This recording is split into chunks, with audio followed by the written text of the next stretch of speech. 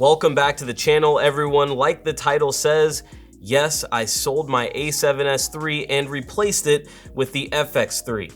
I know you're going to wonder why when they're so similar and even have the exact same sensor, and there are a few answers to that question. The first part, you guessed it, the latest firmware update to the FX3 that further separates it from the A7S III and moves it more toward the cinema line that it claims. Also, another obvious one, the camera body that's just more functional for video production. More and more, I was reaching for the XLR hot shoe attachment to run with my A7S III, and it makes it a bit more clunky, forcing me to sacrifice using a top handle that I love so much while I'm shooting handheld. Not to mention, the buttons on the body really make life easier, especially once you map them out, and we'll have more on that in the next video.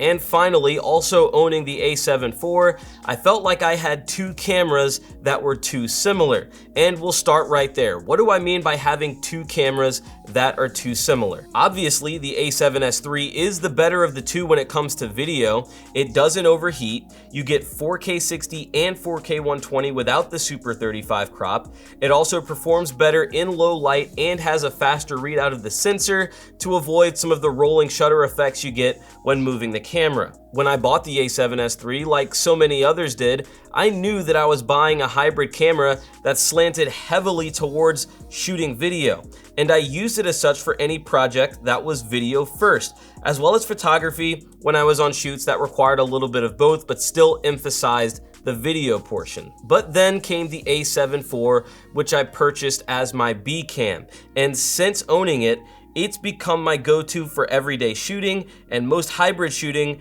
when there's an equal emphasis on photo delivery. For stills, having 3 times the megapixels gives you more flexibility in the edit. And for video, its low light performance is still solid in a lot of scenarios, especially when you have at least some control of your lighting or decent available light.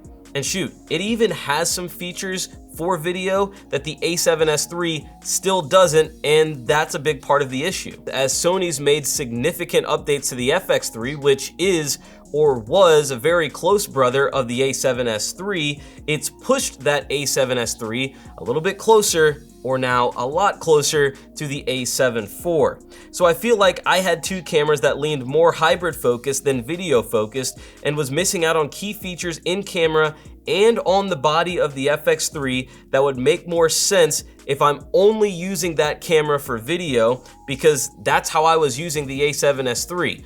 Only for video projects. And look, A7S III owners definitely have the right to complain to Sony about not getting a lot of the features in firmware updates that have gone to the similarly priced FX3. The same sensor should be eligible for the same upgrades, like focus breathing compensation at the very least.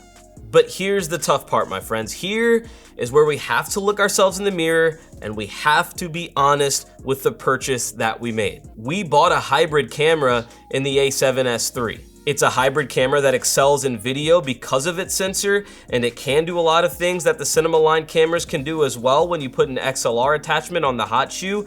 But it really looks like Sony's drawing a line in the sand and saying that there is a clear difference between their A7 series and their FX cinema cameras in smaller bodies such as the FX3 and the FX30 now.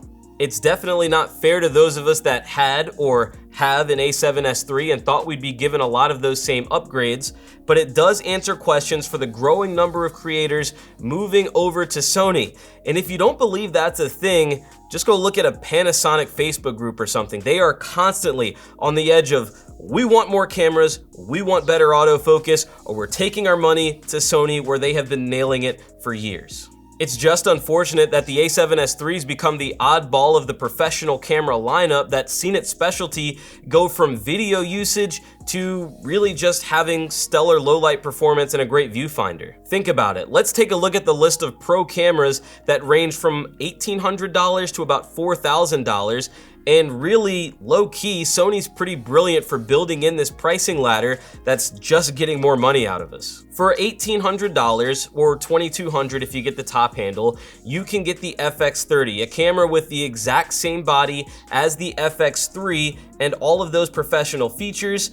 The only difference, it has an APS-C sensor, and it's not quite as good in low light, but it's still incredibly good bang for your buck and plenty for what a lot of videographers and filmmakers need. Then you've got the new ZV-E1, a super-powered vlog camera that offers a lot of what the a7S III has as well. Yes, it's missing the mechanical shutter and can be prone to overheating, but for anyone who wants really high quality social content or travel video, or is going to be doing some talking head stuff like YouTube or shooting anything that's in shorter form and not using their camera for something like weddings or higher end video production, it's really hard to argue with everything you get in that package when you're talking about full frame video, 4K video up to 120 frames per second and 10-bit color.